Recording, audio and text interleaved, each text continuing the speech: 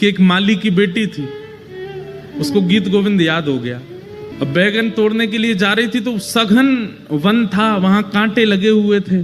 अब वो तो बच बचा के निकल रही थी अंदर और गाती हुई जा रही थी। महाप्रभु जगन्नाथ जी व्याकुल हो गए, कोई गीत गोविंद गा रहा है। तुरंत दौड़े ठाकुर जी, और ठाकुर जी इतने रसिक हैं गीत गोविंद के कि ऐसे नहीं कि दूर बैठ के सुन लिया, कोई गा रहा है तो वहीं से नहीं, सामने बैठ के सुनते हैं, श्रोता का पूरा निभाते हैं नियम। अब वो तो सघन वन में कुंजों में घुसती जा रही थी।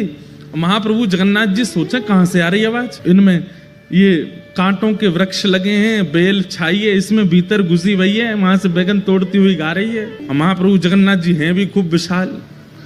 जैसे ही भीतर पहुंचे तो कहीं कहीं से तो वस्त्र फट गए इनके, कहीं पर कांटे लग भी गए, लेकिन मधुर मुस्कान ठाकुर जी सुन रहे हैं। जैसे गीत गोविंद विश्राम हुआ, महाप्रभु जी दौड़े मंदिर के लिए। मंदिर में जाकर के विराजमान हुए, तभी पुजारियों ने देखा बलभद्र जी सुभद्रा जी के वस्त्र तो बिल्कुल बढ़िया हैं और ये इनके अस्त व्यस्त हो गए, फट गए जगह जगह से। पूछा, हे महाप्रभु जी, ये आपके वस्त्र कैसे फट गए? तब महाप्रभु जी ने ये भाव बताया कि मुझे गीत गोविंद बहुत प्रिय है, और कोई व्यक्ति कभी कहीं गाता है तो मुझे मेरा मन होता है कि मैं वहां पहुंच जाऊं। अभी कहाँ गए थे? तो बताया, बोले एक माली की बेटी है, बैगन तोड़ के गाती है, मैं घुस गया भीतर, फट गए मेरे वस्त्र। उसी दिन वहां के गजपति राजा ने ये नियम बना दिया, पूरे जगन्नाथपुरी को इकट्ठा करके सबसे हाथ जोड़ के निवेदन किया कि जिनको भी अष्टपदी गीत गोविंद याद है, आपसे प्रार्थना है आसन लगा करके उस पर स्वयं बैठिए और एक सन्मुख आसन पर रख करके तब गीत गोविंद गाइए।